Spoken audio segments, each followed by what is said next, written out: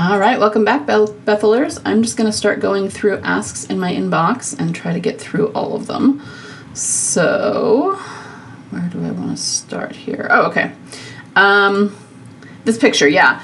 Emily is being sus again, posted September 19th, spotted one EK with a guitar next to a dog that looks suspiciously like the dog from season 4, obviously back in the studio too. So actually, me and my fellow theorists had a whole discussion about this, and specifically the guitars.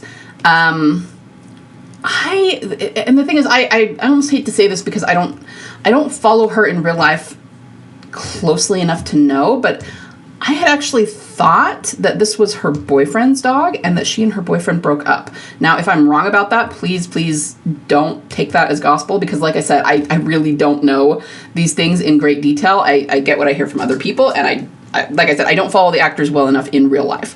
I really just follow them in terms of the show. So anyway, the only reason that that's important is because this is a dog that she posts a lot. I thought it was her boyfriend's dog, and this might be a later gram because of that. That was like basically our whole point in saying this. But there was a whole thing about the guitar she's using in this picture, and oh man, it was a week or two ago, so I don't even remember exactly what it was we were talking about. But it was like the guitars she usually uses is not the black guitar, so it was a little bit odd that she seemed to be posting pictures and almost posing with different guitars, and it was right on the heels of finding out that Daryl's going to be carrying a guitar in the show, and then this about him singing. So, I mean, I think we're on the same track in the sense that it seems a little bit convenient, especially if this is a later gram and she found something to post here.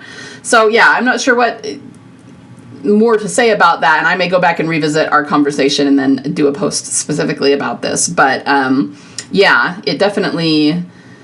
The dog and the guitar, it does feel like like she's intentionally dropping hints about symbolism. But again, that's not really anything we can prove. She posted a few times, a few pictures with different guitars, and we were just kind of talking about it and what it could possibly mean and whether we thought it was suspicious or not. Obviously, we did a little bit, but it's also like neither here nor there. So yeah, definitely interesting, and I'm with you. But it's hard to say too much more than that. So thank you for sending that in. All right. Just finished watching your most recent video, and I was curious to know if you thought perhaps the barn, which looks red to me, and the windmill could be from the episode they named Moulin Rouge. Ooh, I hadn't even thought of that. I wasn't even like connecting the windmill to Moulin Rouge, but that's pretty obvious. I should have connected that. On one hand, I thought maybe they could have Carol at this barn and they could tie a Sophia flashback into an in-your-face sign of Beth being alive. And on the other, I thought maybe that could be the beginning of the Daryl-Isabelle romance, foreshadowing her death, because instead of Moulin Rouge reference, the female in the romantic relationship dying, connecting to Bethyl, it's to Daryl-Isabelle. Thanks for all the work you put into these theories. You're the reason I regained hope in Beth's return. Oh, I'm so glad. Yeah, so... I'm a little back and forth. I mean, people had suggested that to me before, that maybe the Moulin Rouge thing was about Isabelle.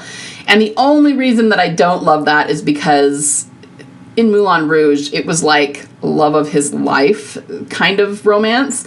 And not only do I not think that is the case with Daryl and Isabelle, but it's clearly not going to be, because the romance isn't going to go very far. But maybe I'm, reading a little too much into it in that sense, and really maybe it really is just a foreshadow that Isabelle is going to die. It very well could be.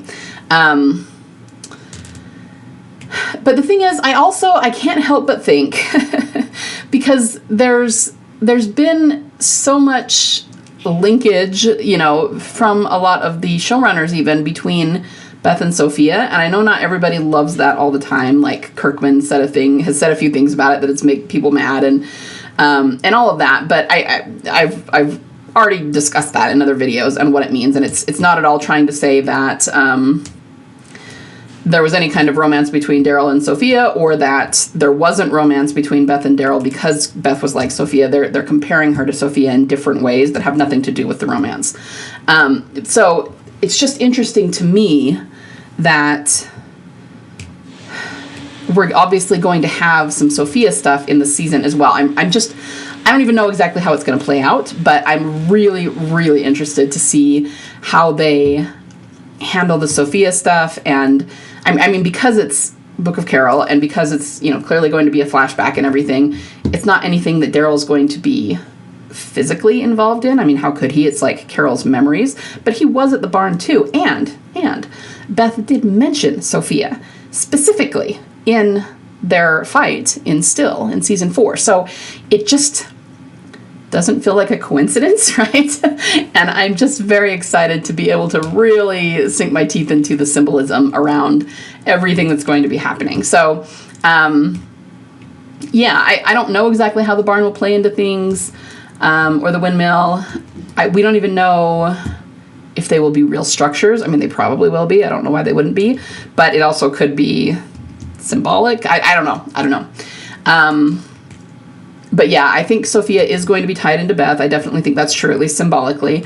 And yeah, the Daryl Isabelle thing could be the Moulin Rouge reference. But I also, once again, I'm going back to, if Beth is about to appear, whether she appears at the end of season 2 in a coda or, the beginning of season 3 or whatever it's going to be, I feel like they are definitely going to rehash a lot of things right before she appears. So that's why I think, like I said in my video the other day, that this, Caroler saying that it's like they're rehashing Beth, that's interesting because I think that's exactly what they're doing in order to remind us of that. And I'll be interested to see, too, if they start promoting things, like dropping hints on social media and through articles and things, comparing Isabelle and Beth. Like they're trying to get us in the mindset to be ready for her.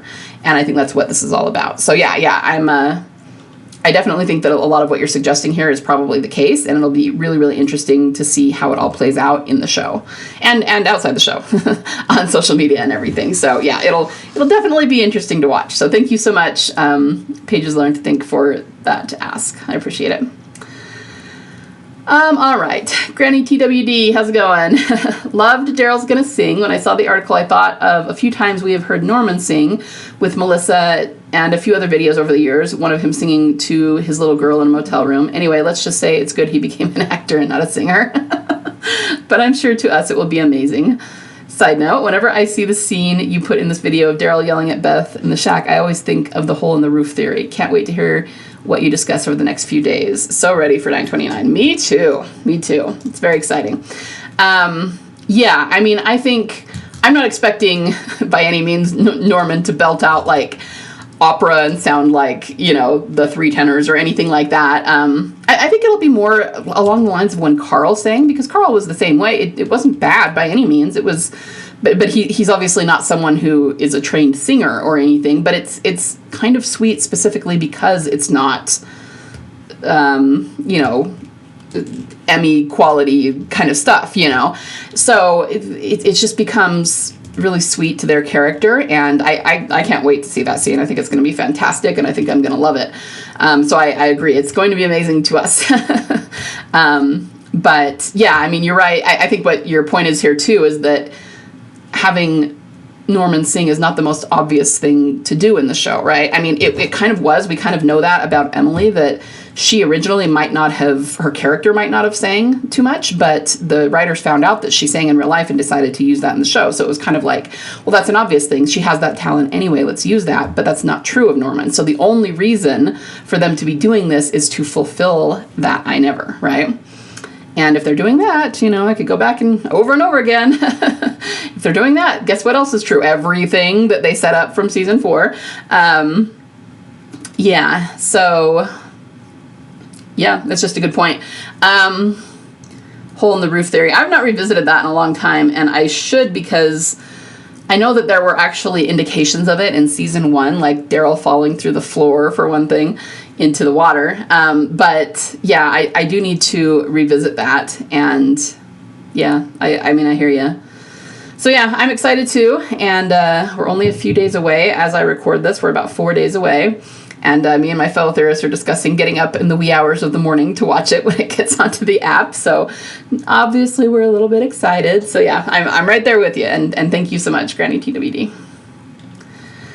All right, some reviews of season 2 have come out, and people are convinced from them that Daryl and Isabelle hook up, and I'm like, I haven't seen anything indicating that.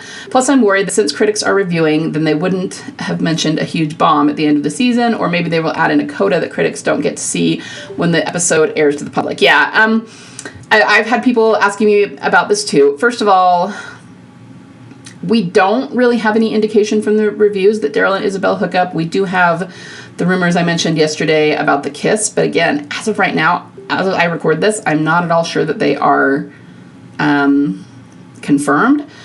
But at the same time, because so many people are saying them, I feel like they maybe have been leaked to a lot of different sources, and that's why everybody's coming up with it, or seeming to come up with it independently. So that makes me think it's probably a real thing. At least the kiss is.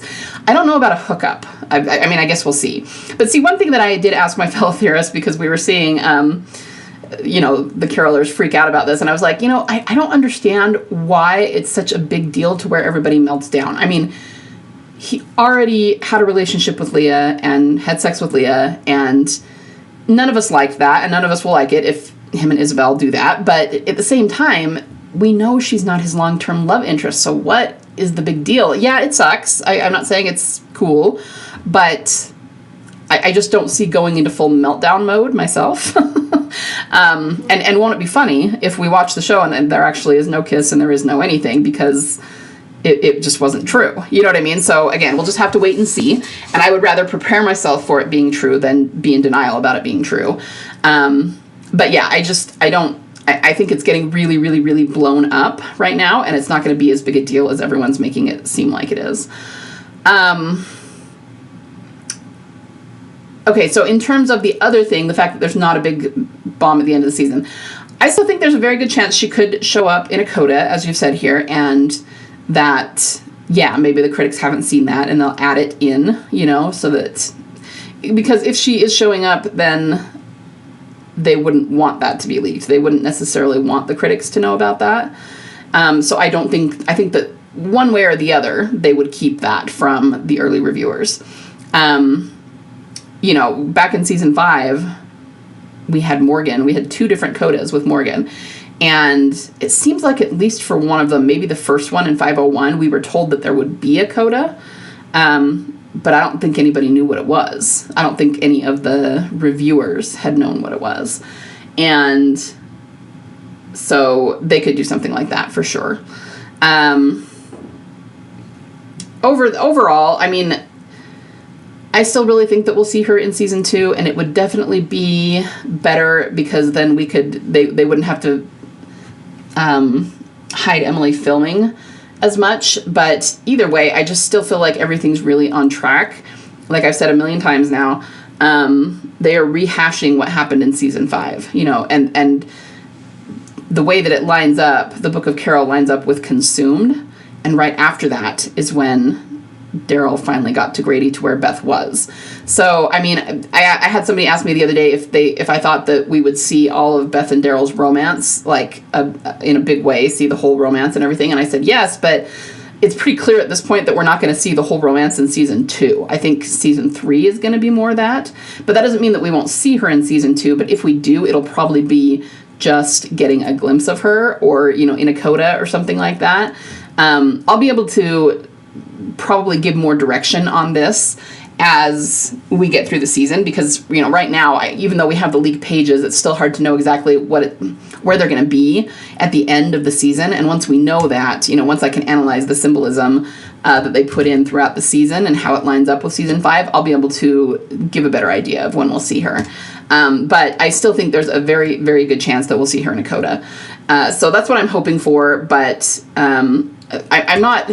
Let's put it this way. I think what you're asking is, what if we don't see Beth in season 2? That will suck. I'm not going to lie. But I don't feel like if we don't see her, we're not going to see her. I feel like everything is perfectly on track for where it needs to be.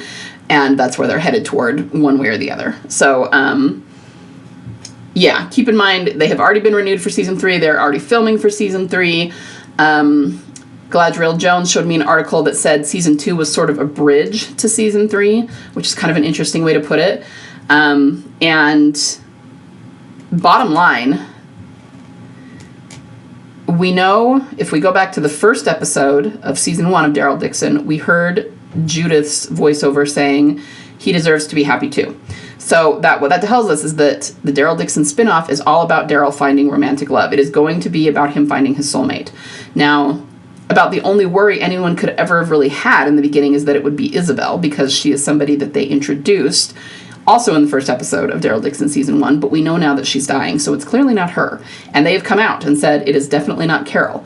So if this spinoff, whether it be 3 seasons or 4 seasons or 5 seasons or however many seasons it ends up being, is about him finding his romantic love, then there is no reason to lose hope in Beth until he has actually found his romantic partner and the powers that be come out and say, this is it.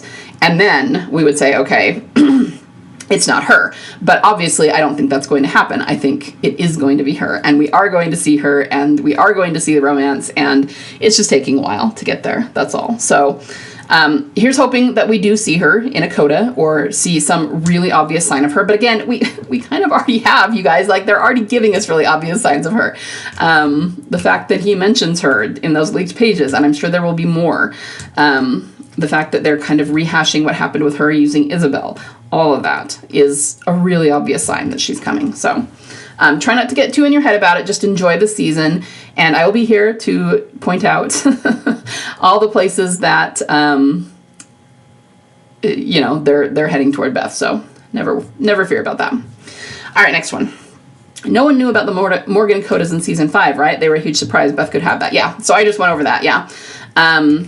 Definitely. And I still remember watching season 5 and going, who's it going to be? Who's it going to be? Because when 501 aired, I mean, the last thing we had seen of Beth was her being taken from Daryl in Alone. And for a lot of the summer, people wondered if she was dead because of Terminus, right? That people were saying that they took her to Terminus and she was killed and was being cannibalized and all of that. But before episode 1 of season 5 aired, we had the promo, which showed Beth at the end. She was the coda in the season 5 trailer, and it just showed that scene where Dawn hits her. So we knew she was alive. And so I think people were wondering, will it be Beth in the coda? And to show that, they're heading toward that and she's going to be returning or something. And then it wasn't. It was Morgan. And I remember going, okay, it's Morgan. Man, we haven't seen him since season 3. And it was kind of exciting. And, where are they going with this and all of that? So yeah, definitely it's something that the writers of the show like to play with. They do that a lot. And I've said this before, but I am pretty sure that they did not, because you will see the writers now call after credit scenes, they will call them codas. I don't think they started doing that until we started doing that. I really think that we are the ones that started that, because back in season 5, when they would do these after the credit scenes, they would just call them that. They'd be like, oh, there's, stay after the credits because there's an extra scene or there's a bonus scene or after the credit scene or something like that. And we started calling them codas. Not even right away after season 5. I think it took a few years after that. So probably like in season 7 or 8, we all started calling them codas. And then all of a sudden I started noticing the writers calling them codas. So I really think that we started that and influenced that, which is kind of fun. And just the fact that they picked up on it. If they were trying to discourage the idea of the coda, discourage the idea of Beth returning for a coda, that sort of thing, I don't think they would call them that. I think they would say, no, we don't want to encourage that. We don't want to call them that. We will just call them bonus scenes or something like that. And they don't. They call them codas. And to me, that in and of itself shows that the coda, the return in the coda is a thing. So anyway, yeah, here's hoping. Okay, well, I need some encouragement. I've just listened to someone reviewing some of the reviews from DD2, and no one even indicates there are some shockers or surprises. I know there are ways around that, but at the very least, I feel it indicates that there would be a very minimal Beth presence waiting from year to year for 6 episodes. Anyway, you get the point. I don't want to wait for DD5 to get the story we've been patiently waiting for. I understand, yeah, and this is why I wanted to do a few more of these Ask videos, because I get it, you guys, I get it. I do think that her presence will be minimal in the show, but keep one other thing in mind about the codas. In season 5, there was more than one. And so, we had the coda to 501, where Morgan is wearing the mask and then takes it off. And everybody was waiting to see when he was going to show up. I'm sure there's people who thought he was going to show up in episode 2 or 3 or 4, and he didn't, right? And then here comes the season finale. Here comes the actual episode called Coda. And still no Morgan. There's a lot going on in the first half of the season. And then they had another coda. And it was just to say, we haven't forgotten about him. He's still out there. And they had him go to the same place that Rick's people had been at, you know. And then he showed up at the end of season 5, episode 15. So if they aren't showing the codas to the reviewers, there could even be more than one. So that's something to keep in mind. In terms of the actual story that's going on with Daryl and Isabelle and Laurent, I do think her presence will be minimal. I think it will be symbolic. I think we'll see a lot of symbolism. Really, I do. But the reviewers and the average viewer doesn't necessarily pick up on that. So it's not going to be something they would talk about. I've heard that, and again, I've heard that this is like one of the best seasons that has ever been, right? And not just from Norman. Like I've read a few of the reviews too, and you know, there are some good ones, there's some bad ones, there's some mediocre ones, but a lot of them are going, no, like it's really good. You know, there's action and there's emotion and there's the zombies and there's all kinds of, it's just really, really good. So I'm excited for the story anyway. I'm excited to see Daryl on screen again, you know. We do know that he's going to say her name in the final episode, which is a big deal. Because even, you guys, even when we have seen Beth, okay, so we know that Emily, you know, actually being on screen has not been since season 5.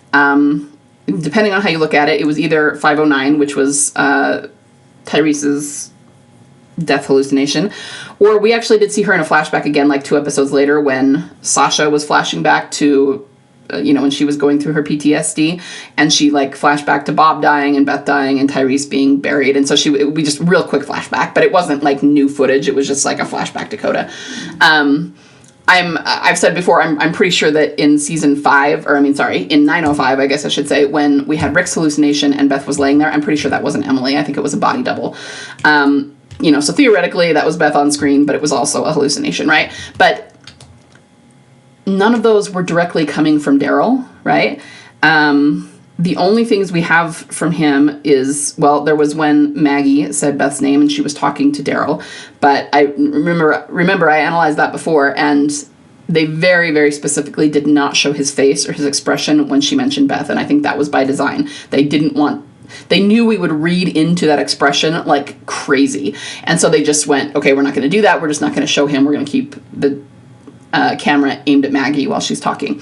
The only other thing we have is him looking up at the pictures at Hilltop when he was talking to Lydia. And I do believe that he was looking at Beth right there, but they just made it ambiguous enough that we couldn't possibly prove it, which is irritating. But the point is, to have him say her name is a big deal, okay? He's thinking about her. He's talking to Isabelle. He's the one who's actually mentioning her. So, anyway.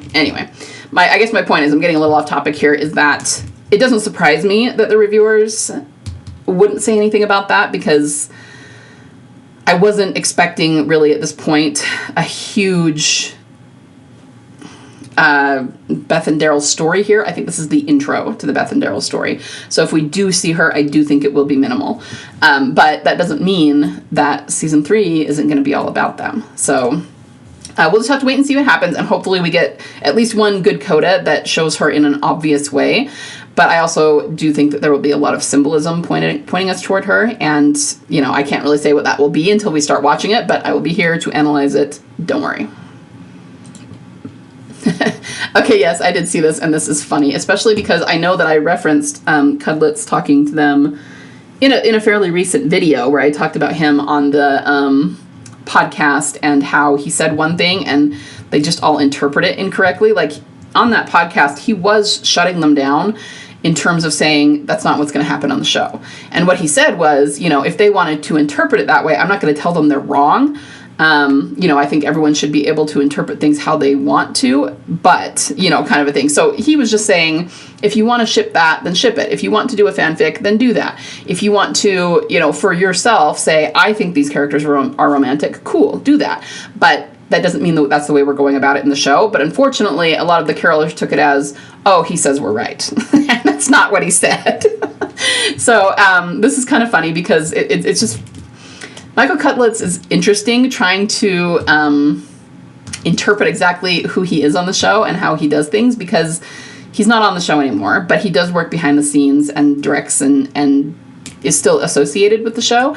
I don't know if you guys all remember this, but back in I want to say it was season 7, he did this tweet where he said somebody was going to be resurrected on Easter, and we all took that to mean a Beth thing. But not only did she not come back when he said that, there was no major resurrections when the show returned at that point. So, like, to this day, nobody has any idea what he was talking about, unless he was just in general talking about zombies reanimating or something, but it didn't make any sense. So I do think Cudlitz knows everything. I think he is very much in on Beth's return, and he doesn't say it a whole lot, but clearly he's getting a little bit frustrated with the Carolers, and he's trying to help out the show by speaking to them, right? So, definitely it's just another indication that it's not romantic, and that is exactly why they're putting out all of these different promos and these different interviews. There was another one that I watched it was kind of funny, but I also really felt bad for Melissa in it, because the interviewer asked, okay, well, what about the fans who think Daryl and Carol should be romantic? And it was one where they were doing it on Zoom, so it didn't look like Norman and Melissa were in the same room. They were just, both calling into the interview via Zoom. And Norman went, oh, Melissa, that's all you, girl. And she goes, hey. So he kind of pawned it off on her. And then when she talked about it, I thought she was being really authentic and really kind of just honest and vulnerable about things. And what she said was, she loves her fans and she has some great fans, but when they approach her on the street, she doesn't really know what to say. And she's specifically answering the question about those who think it's romantic. So what I took away from that is that she gets approached by fans on the street who kind of get in her face a little bit and say, well, is it going to be romantic? Well, are they going to get together? Are they going there? And she has a hard time knowing what to say in that case, because Melissa knows they are not going to get together and be romantic, okay? She's in on what they're doing for the show, and it's not going that way. That has been made abundantly clear. And Melissa's very kind, and she's also got a little bit of anxiety, and she's just a nice person, so she doesn't want to shut down these fans. She's not someone who would yell at them, and I think it makes her a little bit nervous to even just say, no, unfortunately, that's not where we're going with it, because she feels like the fans are going to get upset. And that's a rough place to put her in, it's not terribly respectful to her. So it just kind of made me feel bad for her. And, then she, of course, sort of cushioned it by saying, there's a lot of really great fans out there who I really, really love, but when they corner me about the romance, then she gets a little tongue-tied, I think, because she doesn't know what to say. And the reason for that, it's not that... in the past, it could be that they, we've talked about how they didn't want to shut down the Carolers because they didn't want to lose those fans, and so they were just kind of leaving it open-ended. But, so it could be that in the past they didn't want her to say anything about it, and so she would just kind of go, oh, I don't know any more than you, we'll have to see, But I also think that that's very much a vibe, when these people come up to her, she can tell that they're wanting her to say that it will be romantic, and they're wanting her to confirm it. And they're almost being a little bit bullying, maybe not physically or anything, but just in their energy. And she's picking up on that. And that's why she says, I kind of don't know what to say, because they clearly want that to be true, and it's not. So they're putting out these interviews in order to get rid of that idea, because I do notice that even though the spoilers have come out that Isabelle is going to die before the end of the season, I haven't seen very many Carolers pounce on that and say, oh, that means that it's going to be him and Carol, because they know better, because they're finally getting it, what the message that's being put out there, that it's not going to be Carol. And so, anyway, that's why they're doing it. They're putting this out there. They knew there was going to be a backlash. Feels like with Michael Cudlitz doing this, it's all hands on deck at this point to try and sort of squash the backlash and everything, but, it is what it is. So I've really been interested in a lot of the promos that they're doing, because I can see what they're doing, and that they're putting it out there, knowing that there's going to be a lot of negativity from certain parts of the fandom about it, and they're just wading through it. They're just dealing with it and trying to get most people on board, even if they're not happy about being on board, most people to understand where they're going or not going with it before the show begins. So anyway, all right, next one. Okay, I know I'm running a little bit long on this video, guys, but I want to get through the rest of these. I think I've only got 3 more, and I'm probably not going to be able to do any more videos before the premiere. So Do you have TikTok? I do not have a Walking Dead TikTok, no. I have a couple of TikTok accounts for other things that have to do with my businesses, but I don't have a Walking Dead TikTok now. So yeah, sorry. What are your thoughts of Beth's character after all this years, and do you think when she met Daryl she will remember him? For me, I think she will change, and she will never be that good girl we used to see it, and I think she forget half her memory. Maybe she will remember her name, her family, but not Daryl, Carol, Rick, and I think she will be a doctor and stuck in France or Spain somehow, and let's go to her character. When she meets Daryl, she will never remember him, and she will just be like, just go away, are you crazy? I said I don't know, you just stop sticking to me, gross. It came to my head. It's crazy to think.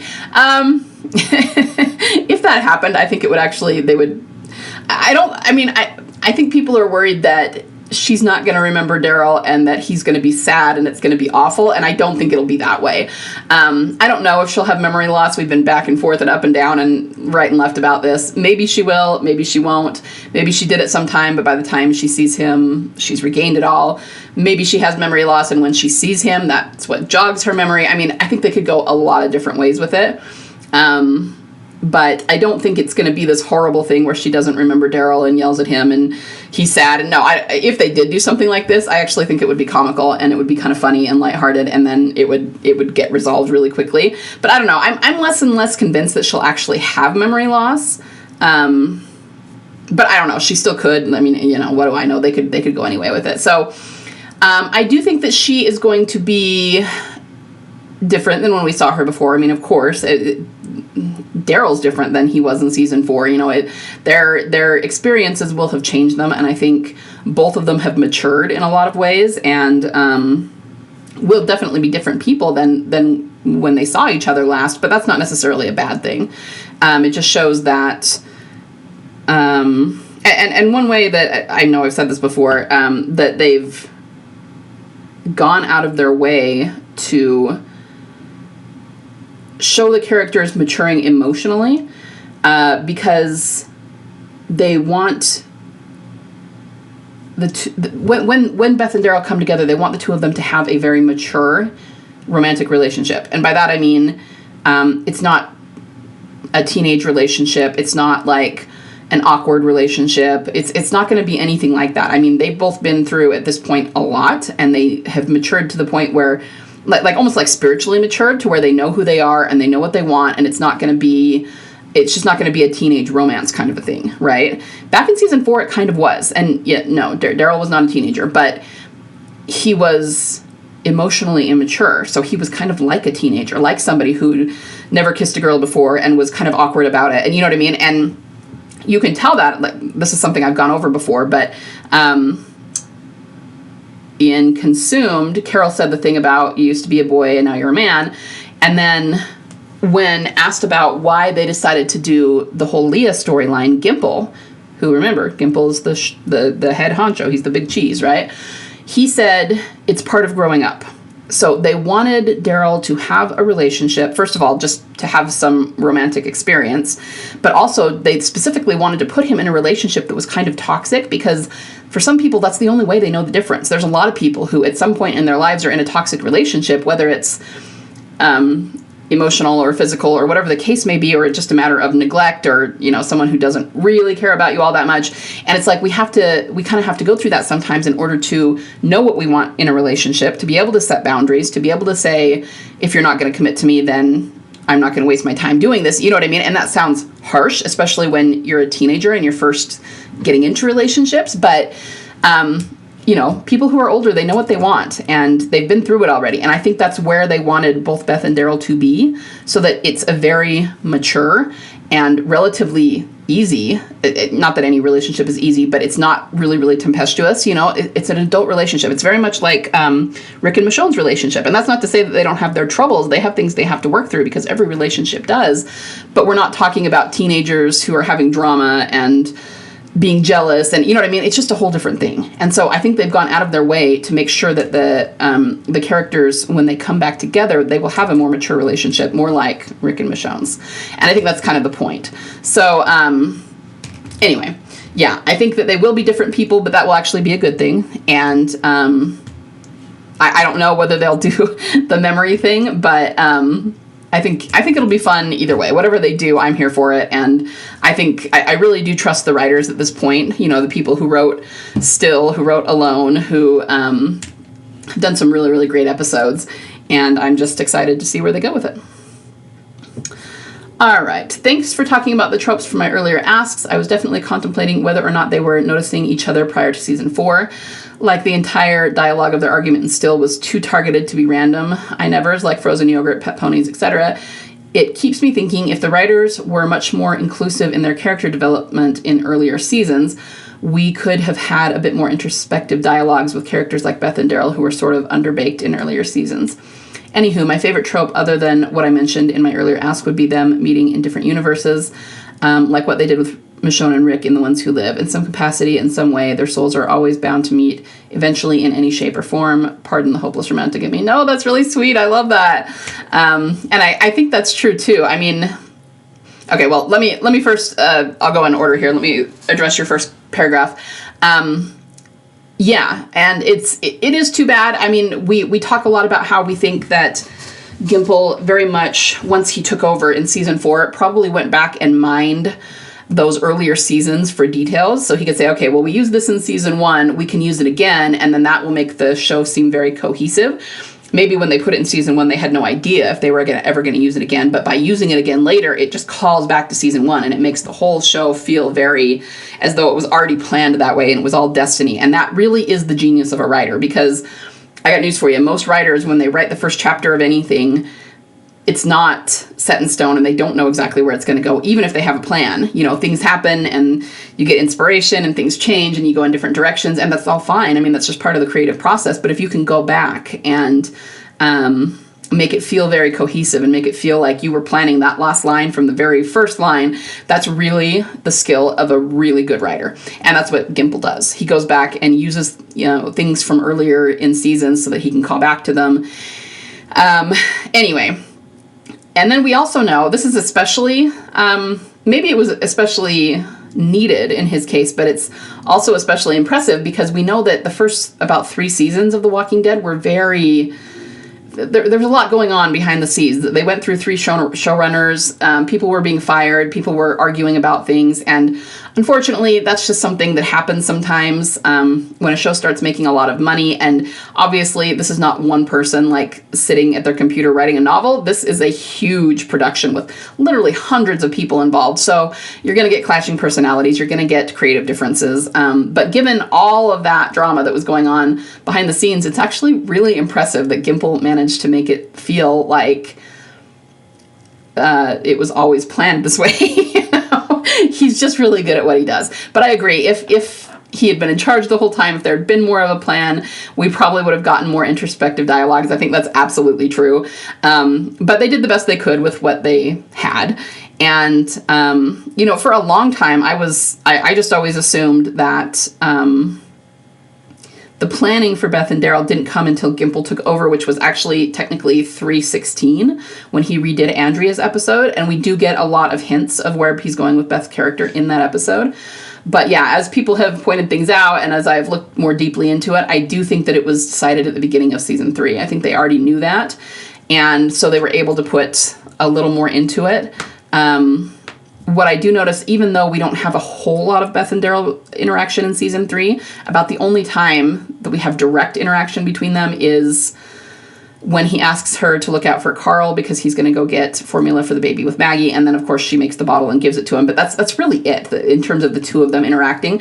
But we have Beth talking to Carol about him after he leaves in the episode Home. And then we have multiple times of him staring at her either while she's talking or while she's singing. So I don't think all of that is just accidental. Let's just put it that way. Anyway, but that's a little bit off topic. Anyway, so, but about what you said about different universes, and in some capacity, in some way, their souls are always bound to meet eventually in any shape or form. I am a big believer in energy, and it just, you know, there's not any it's like when people have drama over the fact that Daryl ended up in France, and why would he just so happen to end up in France? Well, why does anybody happen to end up anywhere? I mean, you could say that it's all chance, or that it's all, you know, who knows. But I'm a big believer in energy, and I'm a big believer in, I guess the law of attraction is the simplest way to put it. You know, we're gonna, if we want something and we believe we'll get it, and you know, whatever is for our highest good, and we really are a person who is living for our own and everyone else's own highest good, then we will attract that thing into our lives. So if you kind of apply that to Daryl and you say, okay, he's looking for his soulmate. He is interested in companionship. He deserves to find someone who loves him and who he loves, and all of that. Now, if Beth were not alive, that would be different, and he would be, you know, he would attract someone into his life that would fulfill that for him. But if she's alive somewhere, events are going to line up so that he eventually comes face to face with her, and it is not a coincidence, right? It's just the energetics of it. So that's like almost a kind of scientific way to say, yes, I agree. Their souls are always bound to meet eventually in any shape or form, and they will. They can't help it. Assuming she's alive, they will come face to face again. I 1000% agree with that. So just to inject a little bit of spirituality into Daryl Dixon and his journey, we'll just leave it at that. Okay, guys, that is all of the asks that I have, and by the time this goes live, this is a little bit longer one. It'll probably be the day before the premiere airs.